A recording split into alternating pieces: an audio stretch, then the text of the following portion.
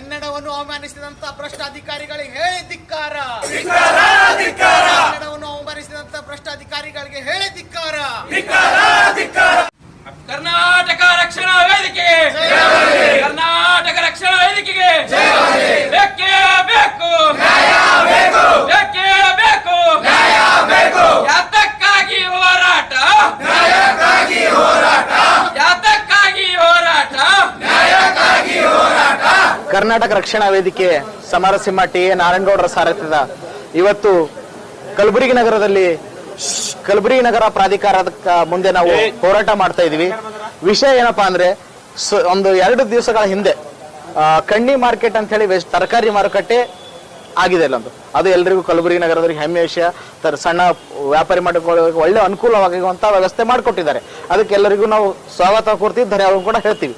ಆದ್ರೆ ಅಲ್ಲಿ ಒಂದು ಸಮಸ್ಯೆ ಏನಾಗಿತ್ತು ಅಂದ್ರೆ, ನಮ್ಮ ಕನ್ನಡದ ಮುಸ್ಲಿಂ ಬಾಂಧವರು ಒಂದು ವಿಷಯದ ಬಗ್ಗೆ ದನಿ ಎತ್ತಿದ್ರು. ಆ ವಿಷಯ ಏನಂದ್ರೆ, ಕನ್ನಡ ಹಾಕಿದಿರಿ, ಅದು ಹೆಮ್ಮೆಯ ವಿಷಯ, ನಮ್ಮ ಮಾತೃಭಾಷೆ ನಾವು ಪಾಲಿಸಲೇಬೇಕು, ಅದು ಹಾಕಲೇಬೇಕು ಅಂತೇಳಿ ಮುಸ್ಲಿಂ ಬಾಂಧವರು ಹೇಳಿ ನಮ್ಮ ಉರ್ದು ಕಡೆಗಣಿಸಿದಿರಿ, ಸ್ವಲ್ಪ ಉರ್ದು ಕೂಡ ಹಾಕಬೇಕು ಅಂತ ಒಂದು ಮನವಿ ಮಾಡಿದ್ರು. ಆದ್ರೆ ನಗರಾಭಿವೃದ್ಧಿ ಪ್ರಾಧಿಕಾರದವ್ರು ಏನ್ ಮಾಡಿದಾರೆ ಅಂದ್ರೆ, ಉರ್ದು ಹಾಕ್ಲಿ, ನಾವು ಗೌರವಿಸ್ತೀವಿ, ನಾವೇನ್ ಬೇಡ, ಯಾವ ಭಾಷೆಗೆ ವಿರೋಧ ಮಾಡ್ತಾ ಇಲ್ಲ, ನಮ್ಮ ಕನ್ನಡಕ್ಕೆ ಪ್ರಥಮ ಆದ್ಯತೆ ಕೊಟ್ಟು ಯಾವ ಭಾಷೆ ಬೇಕಾದ್ರೂ ಹಾಕ್ಲಿ.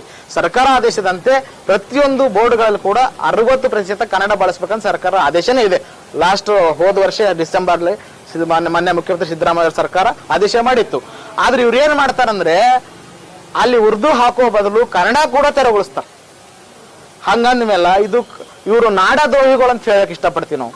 ಕರ್ನಾಟಕದಲ್ಲಿ ಇದ್ದುಕೊಂಡು ಕನ್ನಡವನ್ನು ಗೌರವಿಸಿ, ಕನ್ನಡವನ್ನು ಪ್ರೀತಿಸಿ, ಕನ್ನಡವನ್ನು ಬಳಸಿ ಉಳಿಸುವಂತ ಅಧಿಕಾರಿಗಳೇ ಕನ್ನಡವನ್ನು ತೆರವುಗೊಳಿಸ್ತಾರೆ. ಅಲ್ಲಿ ಯಾರಿಗೂ ತೊಂದರೆ ಇರಲಿಲ್ಲ, ಕನ್ನಡ ಇರ್ಲಿ, ಯಾರು ತೆಗಿ ಅಂತ ಹೇಳಿಲ್ಲ.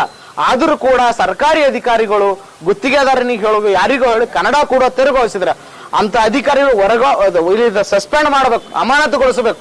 ಅಂತ ಅಧಿಕಾರಿಗಳ ಮೇಲೆ ಏನಂದ್ರೆ ಕ್ರಿಮಿನಲ್ ಕೇಸ್ ಆಗ್ಬೇಕು. ಯಾಕಂದ್ರೆ ಇದು ನಮ್ಮ ಕನ್ನಡಿಗರ ಅಸ್ಮಿತೆಗೆ ಧಕ್ಕೆ ತಂದಿದೆ, ನಮ್ಮ ಕನ್ನಡಿಗರ ಭಾವನೆಗೆ ಧಕ್ಕೆ ತಂದಿದೆ. ನೋಡಬಹುದು ನೀವು, ಪ್ರತಿಯೊಬ್ಬ ಇಲ್ಲಿರ್ತಕ್ಕಂಥ ಶಾಸಕರಾಗ್ಲಿ, ಸಚಿವರಾಗ್ಲಿ, ಕಾರ್ಪೊರೇಟರ್ಗಳ ನಾಚಿಕೆ ಬರಬೇಕು ಅವ್ರಿಗೆ. ಯಾಕಂದ್ರೆ ಕನ್ನಡಕ್ಕೆ ಅವಮಾನ ಇದ್ದಾಗ ಎಲ್ಲರೂ ದನಿ ಎತ್ತಲೇಬೇಕು ಅಂತ. ಇವತ್ತು ಶಾಸಕರಾಗ್ಲಿ, ಸಚಿವರುಗಳಾಗ್ಲಿ, ಕಾರ್ಪೊರೇಟರ್ಗಳಲ್ಲಿ, ಲೀಡರ್ಗಳಲ್ಲಿ ಬಾಯಿ ಮುಚ್ಕೊಂಡು ಕೂತಾರಂದ್ರೆ ಅವ್ರ ಜನ್ಮಕ್ಕೆ ನಾಚಿಕೆ ಬರಲ್ಲ ಅಂತ ಹೇಳ್ತೀನಿ ನಾನು. ಇವತ್ತು ಏನೇ ಕನ್ನಡದ ನಾಡು ನುಡಿ ನೆಲ ಜಲಕ್ಕೆ ಸಂಬಂಧಪಟ್ಟ ಯಾವುದೇ ವಿಷಯ ಆದ್ರೂ ಕೂಡ ನಾವು ಕರ್ನಾಟಕ ರಕ್ಷಣೆಗೆ ಯಾವತ್ತು ಹೋರಾಟಕ್ಕೆ ಸಿದ್ಧ ಇದೀವಿ. ಈ ಹೋರಾಟ ನಿಲ್ಲಲ್ಲ.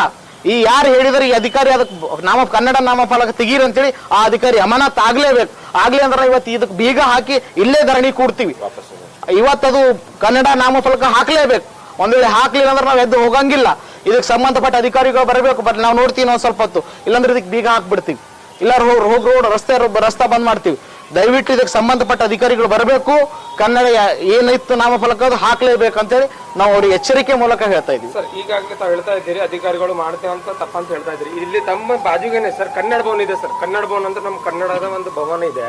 ಆ ಭವನ ಮುಂದೆ ಇಂಗ್ಲಿಷ್ ಆಗ ಬ್ಯಾನರ್ ಹಾಕಿದ್ರು. ಅವಾಗ ತಾವು ಯಾಕೆ ಇಲ್ಲ, ನಮ್ ಗಮನಕ್ಕಿದ್ದು ನಾವ್ ಯಾವತ್ತೂ ಹಿಂಜರಿಲ್ಲ ಹೋರಾಟಕ್ಕ. ನಮ್ ಗಮನಕ್ಕಿದ್ದು ಇದು ರಾತ್ರಿ ನಮ್ಮ 9 ಕರೆ ಬಂದಿತ್ತು.